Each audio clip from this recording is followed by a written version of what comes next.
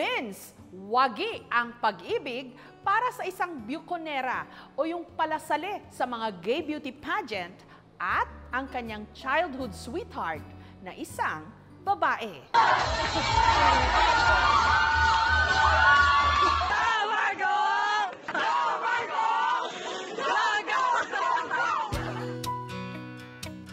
Matapos koronahang second princess sa isang gay beauty pageant si Emerson, aka Margot, may pinag-alayan siya ng kanyang tagumpay.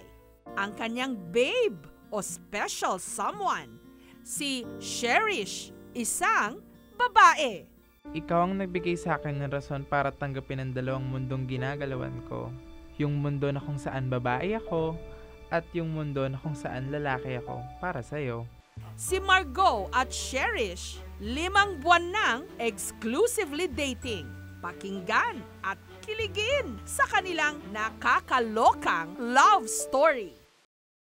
Bata pa lang daw si Emerson, alam niya nang siya'y kakaiba. Mabuti na lang at suportado siya ng kanyang pamilya. I'm a very open person naman. Open ako sa family ko, open ako sa mga friends ko.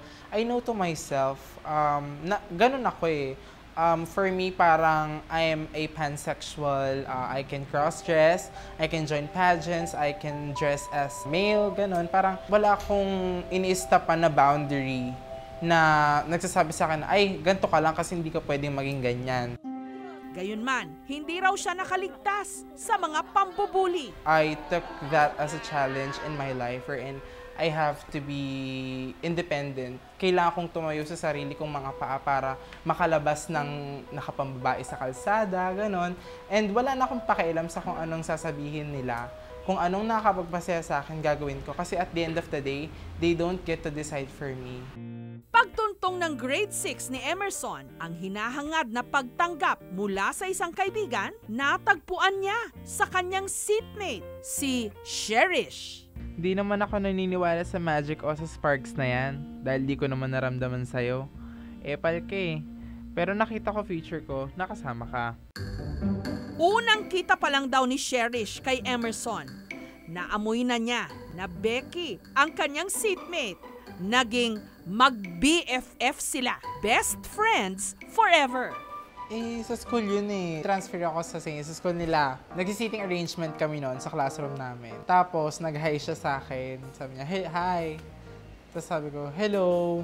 Sabi ko dun sa friend namin, ay bakla to, ganon.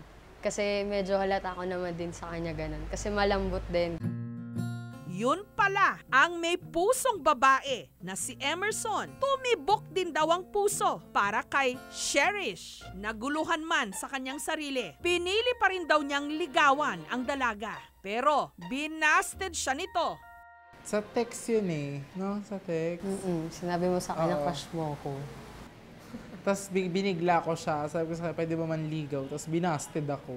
Twice. Binasted ko siya Twice. Yung pangalawang beses yun, may mutual understanding na kami. Pero si Emerson, hindi sumuko. Ravan. 3 beses niyang niligawan si Cherish. At sabihin man daw ng iba na kukulog at kikidlat sa kanilang love team, aba, sinagot na rin sa wakas ni Cherish si Emerson. Sa mga nagdi-discriminate po sa amin, wala naman po kami pakialam kung ano pong sabihin pa nila sa amin dalawa. Kasi alam naman po kasi namin, sa isa't isa, mahal naman yung isa't isa. Sa mga tao dyan na nagsasabi na hindi mag-workout yung relationship namin, na maghahanap din ako ng guy, doon po kayo nagkakamali ng sobra-sobra. Mas masarap magmahal ng bakla. Dahil bata pa lang daw sila noon, 9 na buwan lang ang itinagal ng kanilang relasyon. At take note, with o never daw umamin si Emerson kay Cherish na siya'y Becky. Hanggang nakausap ni Cherish ang isa nilang kaibigan at doon niya na-confirm. Nag-break man, nanatiling close sina Emerson at Cherish. Katunayan, nasaksihan pa ng dalaga ang tuluyang paglaladlad ng dati niyang Prince Charming. Hanggang sa unti-unting namukadkad na parang bulaklak si Emerson.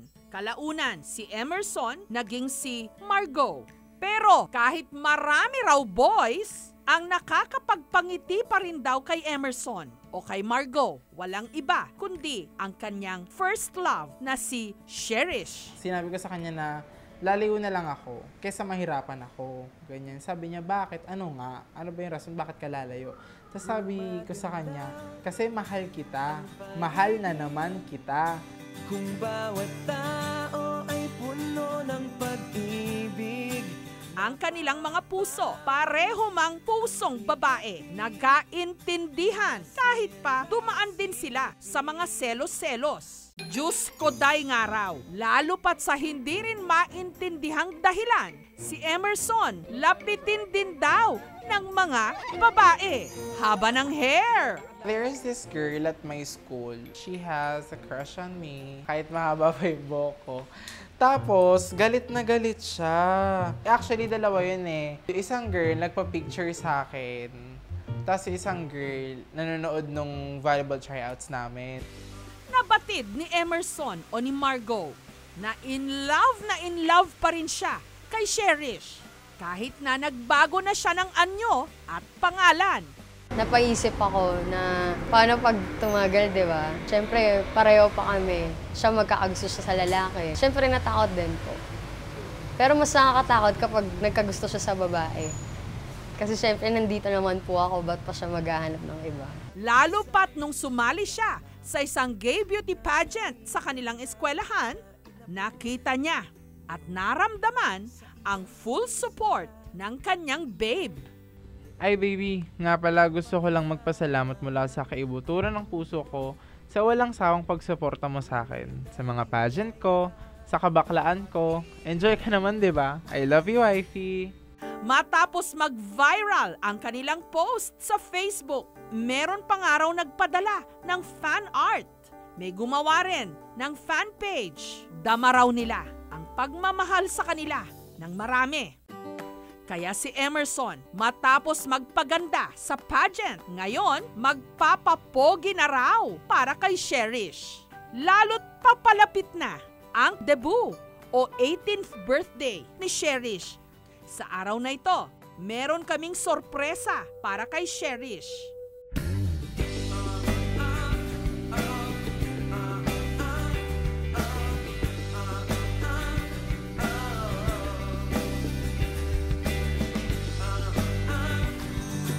Gumaganda ang paligid kung bawat tao ay puno ng pag-ibig. Napapawi ang bigati. Ang huling nagsayaw sa kanyang 18 Roses, walang iba kundi ang kanyang gwapong-gwapong gawan.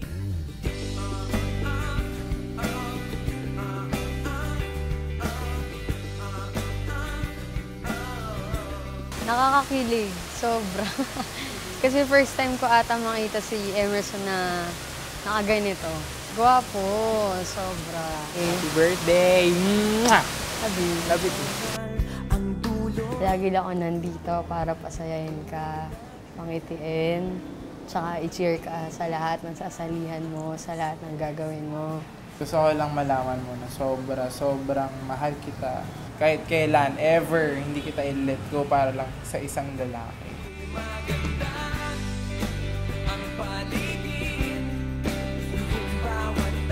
Sigurado silang maraming nagtatanong at meron ding mga nanghuhusga.